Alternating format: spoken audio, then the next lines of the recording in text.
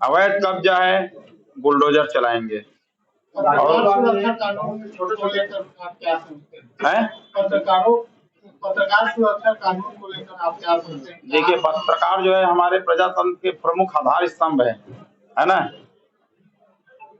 जो बहुत सी समस्याएं हैं, बहुत सी विषयों को सामने रखती है। हम तो आप सबको साथ लेकर के हम तो बड़ौदा विधानसभा का बहुत बढ़िया विकास करना चाहते हैं। मूल मुद्दा यह है कि पिछले भूपेश बघेल सरकार ने पत्रकार सुरक्षा कानून पास कर दिया, हाँ, लेकिन उसका राजपत्र में प्रकाशन नहीं किया। राजपत्र में प्रकाशन न होने के कारण वो कानून आज तक लागू नहीं हो पाया। हाँ, हाँ। इसके कारण पत्रकार अधिकांश वंचित है और आए दिन इसका षड्यंत्र का शिकार होते हैं, प्रशासनिक षड्यंत्र का शिकार होते हैं। राजपत्र में प्रकाशन के लिए आप क्या करेंगे सर, कब तक करवाएंगे? इस विषय में हमारे माननीय मुख्यमंत्री जी से बात करेंगे, बात रखेंगे। आप लोगों का विषय जो है और जो आपकी मांग है, बड़ौदा बाजार में खेल मैदान की बड़ी जरूरत है। बड़ा सवाल खड़ा हो रहा है यहाँ पर, कानून व्यवस्था को लेकर बड़ा सवाल खड़ा हो रहा है। पूरे प्रदेश में कानून व्यवस्था ध्वस्त हो चुकी है। खासकर बड़ौदा बाजार जिले की बात करूँ तो फैक्ट्री एरिया में खुलेआम शराब सट्टा, ये सारी चीजें चल रही है। और आपका विधायकी क्षेत्र है, आप मंत्री, इसके लिए आप क्या विशेष पहल कदम करेंगे, ये जानना चाहिए। अवैध शराब बिक्री, कोचे के द्वारा शराब बिक्री और क्या चखना सेंटर, ये सब बंद होगा। सट्टाबाजी, जुआ, ये कहीं नहीं चलेगा। इसके साथ कोई समझौता नहीं होगी। समाज के सभी लोग सुरक्षित रहें, हमारी माताएं बहनें सुरक्षित रहें। कठोर कानून का कठोरता से पालन होगा। अवैध कारोबार में अगर बीजेपी के कोई आदमी आ जाते हैं तब उस पर आप क्या एक्शन लेंगे? बख्शा नहीं जाएगा, चाहे वो भाजपा हो चाहे कांग्रेस हो। जो गलत काम करेंगे, जो भाजपा में शराबबंदी का जिक्र किया जा रहा था, तो आने वाले अभी शराबबंदी के ऊपर कोई चर्चा नहीं है, ऐसा कुछ आया नहीं है। पर जो लोग इसमें लिप्त रहेंगे उनको छोड़ा नहीं जाएगा। जो बड़ौदा बाजार में खेल हो रही है, वो आपके सरकार में ही चलेगा क्या? देखिए, हम तो पहले कर रहे हैं ना, जो शासन का जो नीति है, नियम है, उसके हिसाब से होगा। ये विभाग माननीय मुख्यमंत्री के पास है आज, तो इसमें क्या तब्दील होगा कि सरकारी शासन चलाएगी, ये ठेका पे दिया जाएगा, कि इसमें और दुकान बढ़ोतरी होगी, अवैध शराब बिक्री को प्रोत्साहन कम मिले, इसमें इस संदर्भ में कुछ आप कहेंगे? अवैध शराब बिक्री तो हो गई नहीं, न कोचिया लोग बेचेंगे। देखिए, हमारी सरकार आती जितना वो था, क्या बोलते हैं, चखना सेंटर, सब हटा दिए और बहुत कड़ाई से ये सब बंद होगा। जो अवैध शराब बिक्री है, कोचिया, ये सब बंद होगा, सट्टा बंद होगा। कांग्रेस सरकार को देखते हुए बीजेपी के लोग बोलते थे हम शराबबंदी की ओर जा रहे हैं, हम 200 दुकानें बंद कर चुके थे। क्या आप फिर से उस कदम पे आगे बढ़ेंगे कि बैक होंगे? शराबबंदी की ओर बढ़ेंगे। शराब का दुकान बढ़ाना नहीं है ना।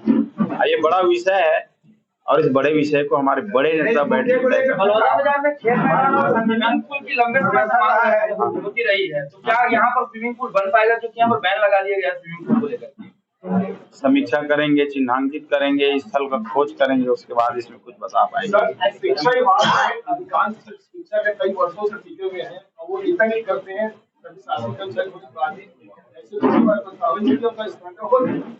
वर्षों से टिके हुए। देखिए, शिक्षा विभाग में जनरली क्या होता है कि शिक्षा विभाग में ज्यादा नेतागिरी नहीं होता है। जो जहाँ ज्वाइन करता है वो कई शिक्षक ऐसे वहीं से रिटायर भी होता है। शिक्षा विभाग में वैसे होता है, एक बार ज्वाइन कर लिए तो वहीं से रिटायर भी होता है। ऐसे भी हमारे शिक्षक हैं और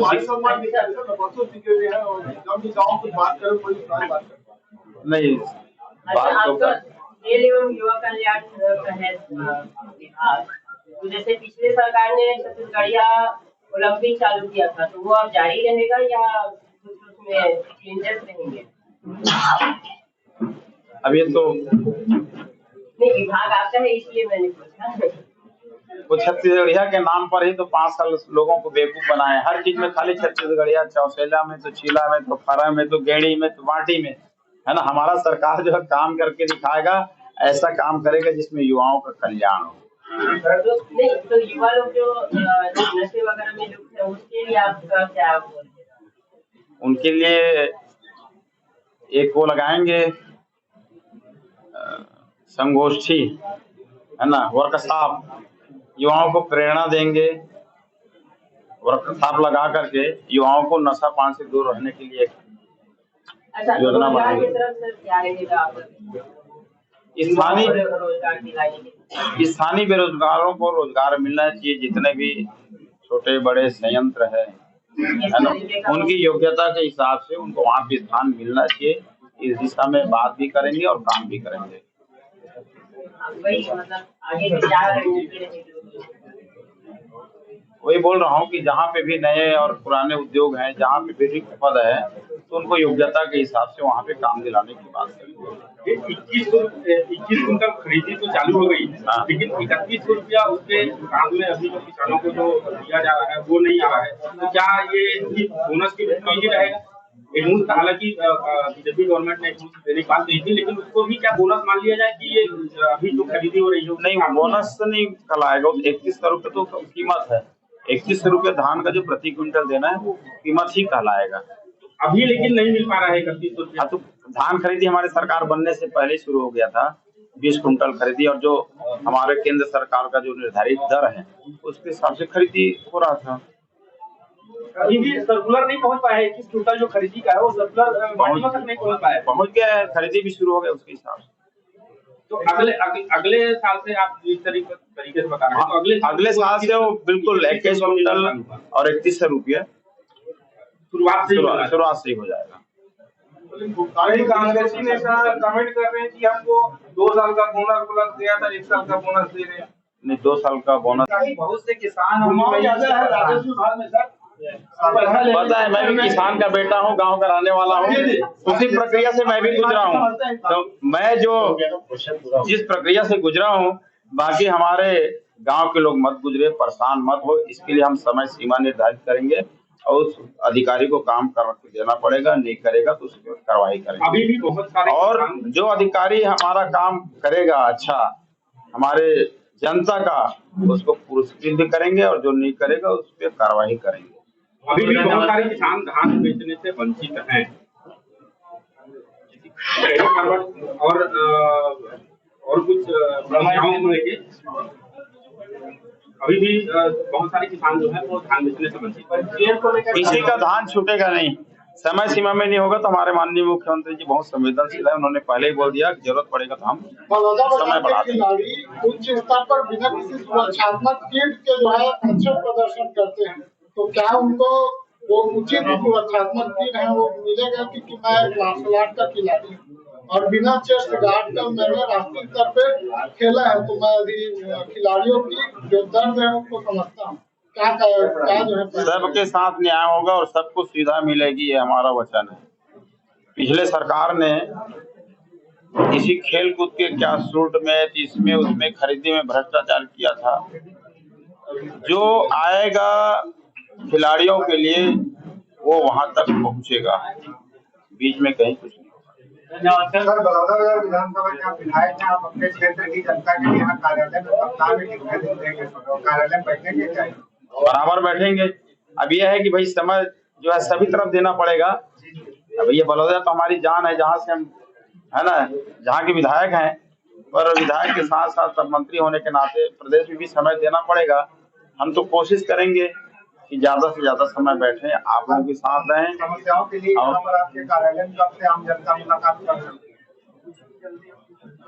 हमारा यहाँ पे प्रतिनिधि रहेगा, वो सबकी बात सुनेगा, सबका काम करेगा, और हम भी बैठेंगे और कार्यालय जल्द ही शुरू हो जाएगा। बलौदाबाजार को इंडोर स्टेडियम मिलेगा? अब देखेंगे, इसके लिए इंडोर स्टेडियम के लिए तो भाई स्थान चाहिए, जगह चाहिए बहुत बड़ा, है ना। उसके बाद आगे का देखेंगे। ऑडिटोरियम भी अभी तक शुरू नहीं हो पाया, करेंगे। अच्छा सर, एक प्रश्न है, हर साल युवा दिवस पर कुछ न कुछ शासन की तरफ से आयोजन होता रहा है भाजपा कार्यकाल में, खास करके पिछले बार। अब आगे से क्या रहेगा? आपका ही विभाग है, हमारे सरकार में जो सब काम होता था, जिसको भूपेश बघेल ने आने के बाद बंद कर दिया, चाहे अलंकार वितरण हो, पुरस्कार हो, वो सब फिर से शुरू होंगे। 12 जनवरी को युवा महोत्सव है, मतलब युवा दिवस है। सब शुरू होंगे।